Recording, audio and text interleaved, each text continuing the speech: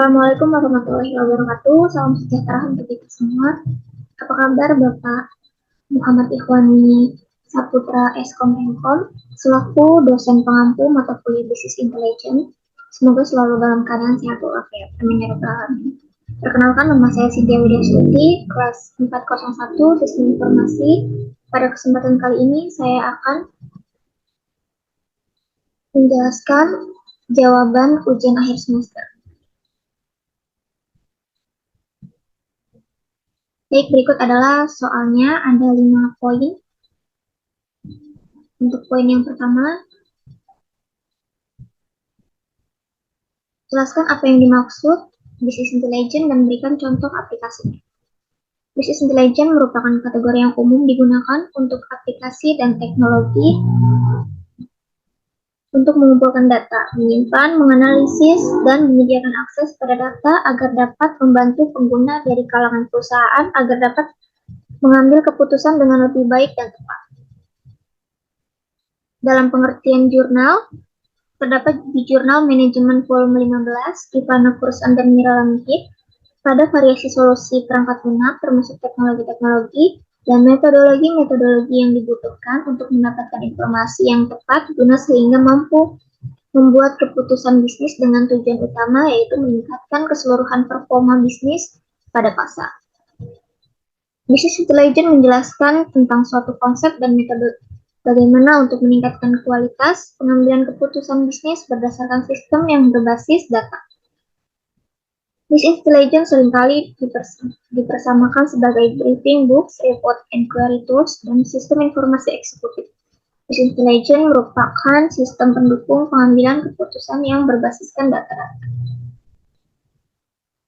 Berikut adalah contoh aplikasi intelijen bisnis terbaik yang dapat membantu bisnis. Yang pertama ada Intelligent Business SAP atau System Analysis and Program Development. SAP ini adalah opsi yang menawarkan solusi analitik canggih yang telah terbukti untuk perusahaan.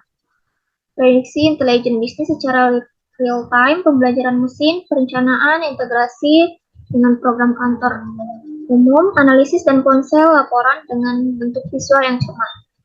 Aplikasi ini adalah platform swalayan dengan berbagai kemungkinan penyesuaian ini khusus dalam integrasi informasi yang bertujuan untuk mengoptimalkan pengambilan keputusan. Yang kedua ada Tableau.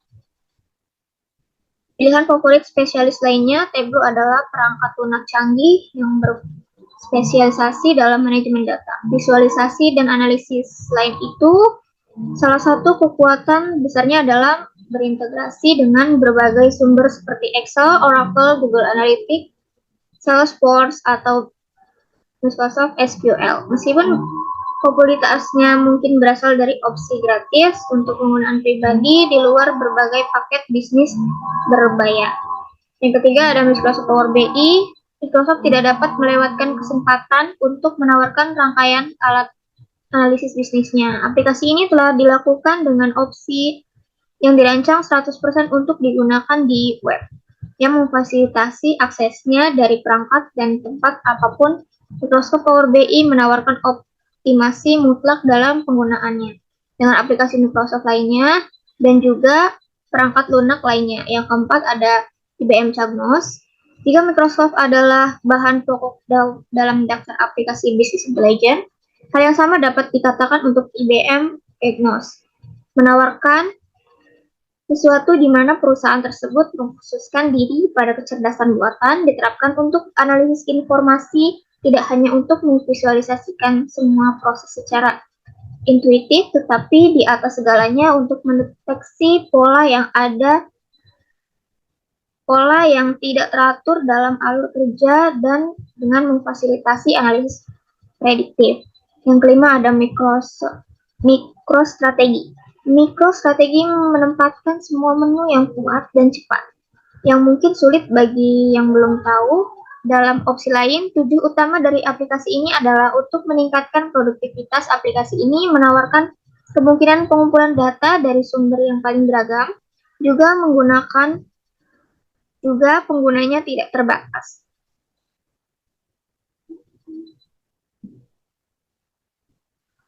Yang terakhir ada Oracle Business Intelligence. Hal ini mungkin kurang dikenal daripada IBM dan Microsoft, tetapi jelas bahwa Oracle memiliki banyak hal untuk dihubungkan ke BI. Itulah sebabnya diciptakan alat yang sangat kuat dan terbukti mengungkap pola tersembunyi dan hasil yang unik. Kemungkinan besar opsi yang paling masuk akal untuk semua perusahaan yang pengelolanya informasi besar. Selanjutnya ada Kuba. Ini yang terakhir, aplikasi terakhir yang dapat saya jelaskan. Aplikasi ini dirancang khusus untuk beroperasi di cloud. Dengan banyak keuntungan yang tersirat di sini, ada opsi bagus seperti Domo. Ini adalah aplikasi yang memungkinkan mikro dan makro sehingga sangat ideal untuk UKM dan pekerja lepas dan perusahaan besar. Untuk soal yang nomor 2, jelaskan langkah-langkah dalam menggunakan aplikasi Power Business Intelligence atau aplikasi Power BI.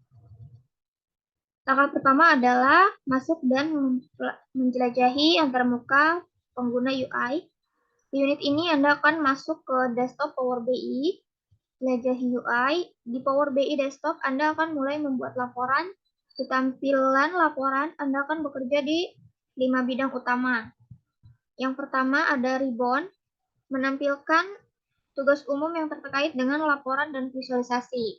Yang kedua ada report view atau canvas, di mana visualisasi dibuat dan diatur. Anda dapat beralih antara tampilan laporan data dan model dengan memilih icon di kolom kiri.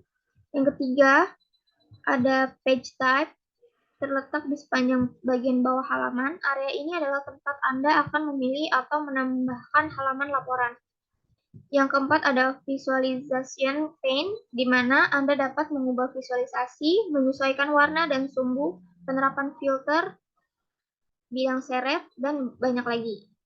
Yang kelima ada file pane, di mana elemen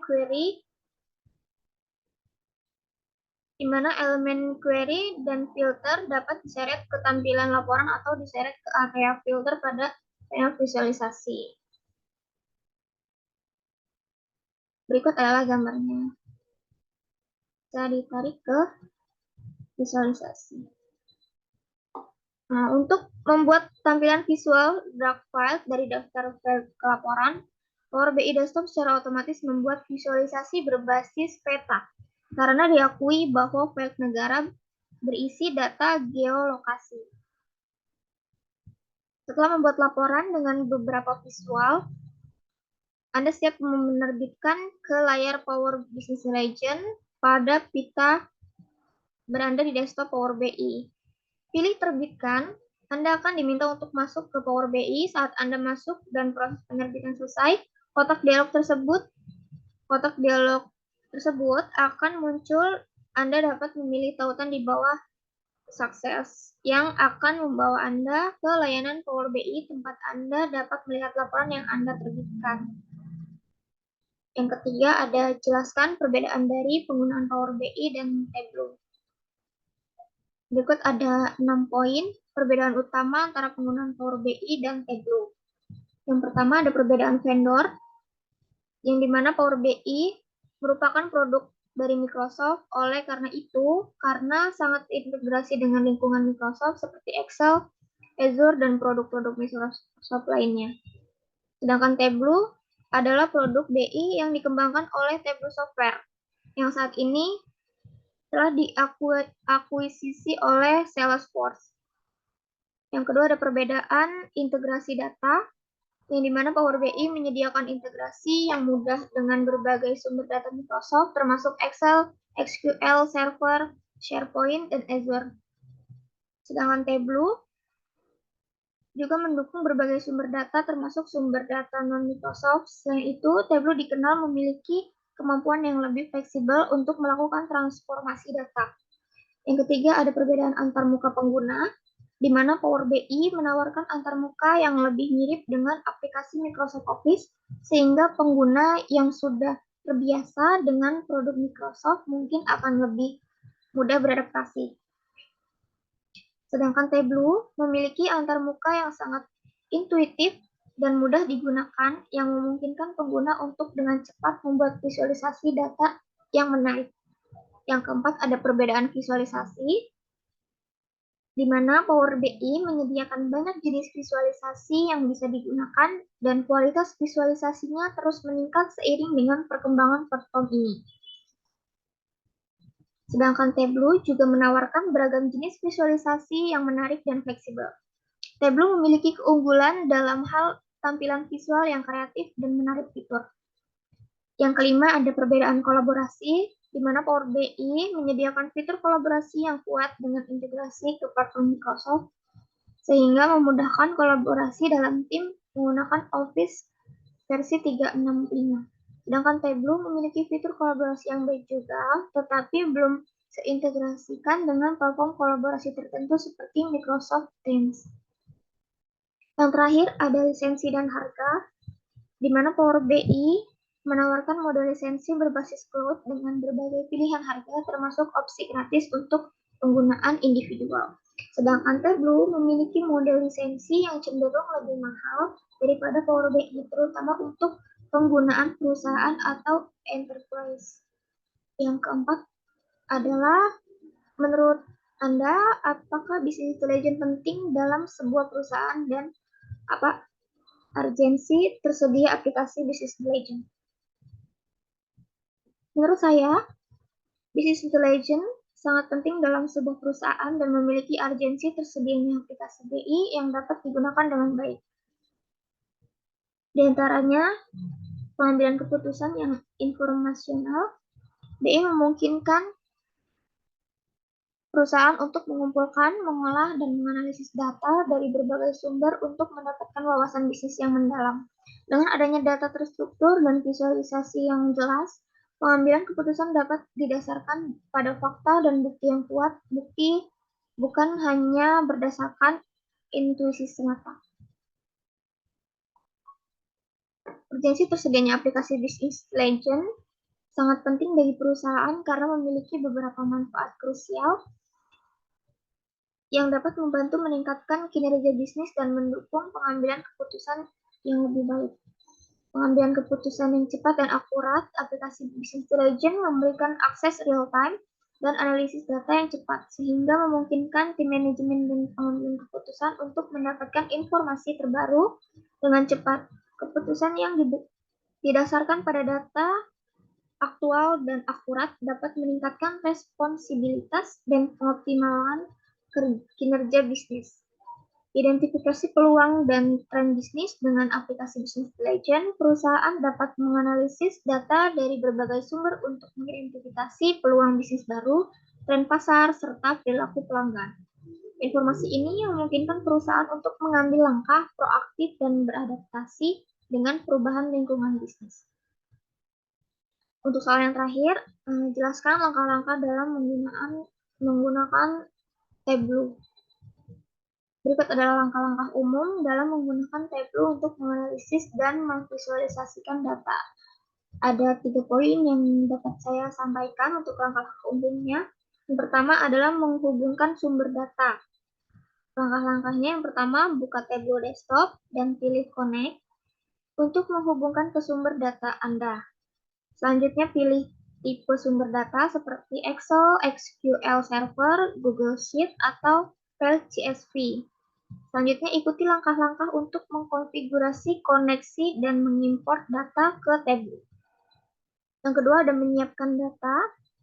Langkah-langkahnya adalah setelah data diimpor, Anda akan dibawa ke data source atau data pane. Pastikan data sudah terstruktur dengan benar dan lakukan pembersihan data jika diperlukan, seperti menghapus data yang diduplikat atau mengisi nilai kosong. Yang terakhir, membuat visualisasi beralih ke worksheet. Dengan mengeklik tab Sheet di bagian bawah layar, pilih dimensi dan ukuran yang ingin Anda analisis dari data pane dan seret mereka ke bagian rows dan kolom antarmuka. Pilih jenis visualisasi yang diinginkan dari pane Show Me seperti bar chart, line chart, pie chart, dan lain-lain. Berikut adalah langkah-langkah umum yang sederhana yang dapat saya sampaikan. Sekian presentasi dari saya, kurang lebihnya mohon maaf. Semoga materi-materi tersebut dapat berguna bagi diri saya sendiri. Terima kasih. Wassalamualaikum warahmatullahi wabarakatuh.